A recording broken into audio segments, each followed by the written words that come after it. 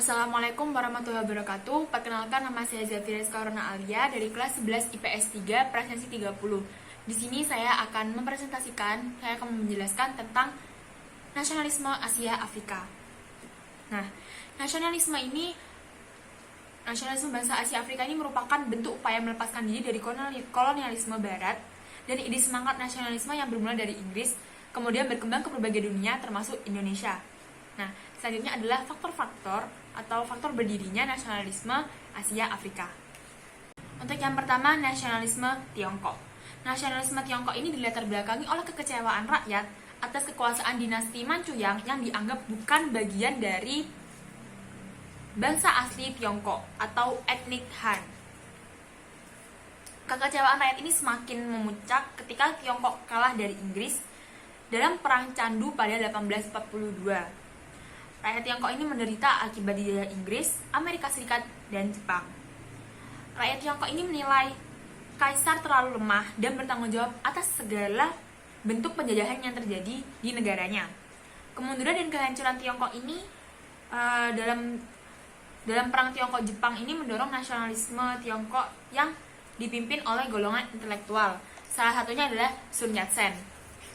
Nasionalisme Tiongkok ini muncul bersamaan dengan revolusi Tiongkok pada abad XIX atau ke-19.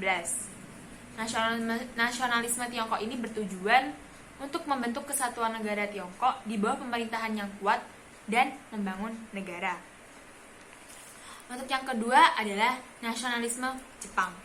Jepang ini melakukan politik isolasi, yaitu yang artinya menarik diri dari pengaruh asing atau barat. Politik isolasi ini mulai dijalankan oleh Ieyasu Tokugawa pada 1639 dan diteruskan oleh para penggantinya. Tujuan politik isolasi ini untuk menjamin tetap tegaknya pemerintahan shogun dan mencegah masuknya pengaruh asing. Selama Jepang menutup diri, dunia barat terus melaju pesat dengan industri dan teknologinya. Untuk itu bangsa-bangsa barat membutuhkan daerah pasaran hasil industri dan Amerika Serikat ini merupakan salah satu bangsa barat yang ingin masuk ke Jepang untuk membuka hubungan dagang. Pada tahun 1826, Amerika Serikat mengirimkan utusannya ke Jepang di bawah pimpinan Laksamana Bidi, tetapi ditolak oleh shogun. Lalu pada tahun 1854, Amerika mengirimkan lagi utusannya lengkap dengan kapal perangnya di bawah pimpinan Laksamana Mateo Commodore Perry. Nah, Laksamana Mateo Perry ini berhasil memaksa shogun untuk menandatangani perjanjian Kanagawa pada 31 Maret 1854 yang berisi pembukaan kota pelabuhan Shimoda dan Hakodate untuk perdagangan asing. Peristiwa ini mengakhiri politik isolasi di Jepang dan Jepang menjadi negara terbuka untuk bangsa asing. Terbukanya Jepang bagi bangsa asing ini disusul dengan runtuhnya kekuasaan shogun dan tampilnya Kaisar Meiji atau Meiji Tenno. Untuk selanjutnya adalah nasionalisme India. Penjajahan Inggris ini mendorong munculnya kesadaran nasionalisme di India. Kesadaran nasional semakin berkembang setelah munculnya kelompok terpelajar dari para mahasiswa India yang belajar di Inggris. India dan Indonesia memiliki latar belakang perjuangan yang sama, yaitu sama-sama merasakan penderitaan akibat penjajahan bangsa asing. Jika Indonesia dijajah oleh Belanda, India dikuasai dan dijajah oleh Inggris.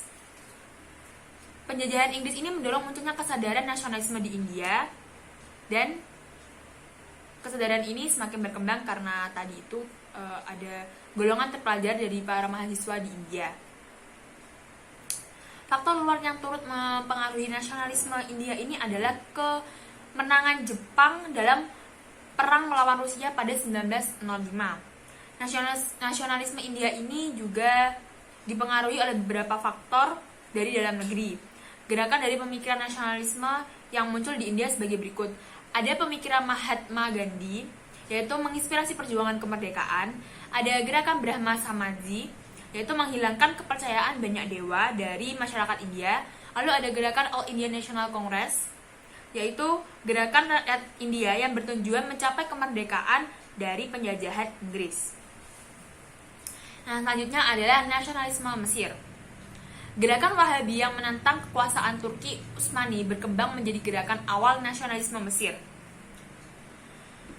Nasionalisme Mesir ini semakin berkembang ketika Napoleon Bonaparte membawa nilai liberalisme dan nasionalisme pada 1798. Pengaruh lain yang turut mendorong nasionalisme Mesir adalah gerakan Turki Muda di Turki. Golongan pemuda Mesir yang belajar di Eropa membawa pemikiran modern ke Mesir. Nasionalisme Mesir ini memuncak setelah Arabia Pasha mengadakan pemberontakan pada 1881 sampai 1882. Semuanya pemberontakan ini hanya ekspresi sentimen anti asing pada Inggris, Prancis, dan Turki. Gerakan tersebut merubah menjadi tuntunan adanya perubahan pemerintahan. Pada 7 Desember 1907, kaum nasionalis mengadakan Kongres Nasional dipimpin Mustafa Kamil. Tujuan kongres tersebut membangun Mesir secara liberal untuk mencapai kemerdekaan yang penuh. Selanjutnya adalah nasionalisme Turki. Kekuasaan Turki Utsmani ini mencapai puncak kejayaan ketika dipimpin oleh Sulaiman I, yaitu pada tahun 1520 sampai 1566. Memasuki abad ke-19, Turki mengalami kemunduran. Kondisi kemunduran ini diperparah ketika Turki kalah dari Perang Dunia Pertama. Melihat kondisi Turki yang terpuruk ini, muncul gerakan mengembalikan kejayaan Turki, salah satunya gerakan Turki Muda yang dipimpin Anwar Bey. Gerakan ini bertujuan untuk menyelamatkan Turki dari keruntuhan, mengadakan reorganisasi negara secara modern, mengembangkan nasionalisme dan memperkuat persatuan kebangsaan. Gerakan nasionalisme Turki ini dilanjutkan Mustafa Kemal Pasha. Mustafa Kemal Pasha ini berhasil menyelamatkan Turki dari kehancuran dan penjajahan bangsa Eropa.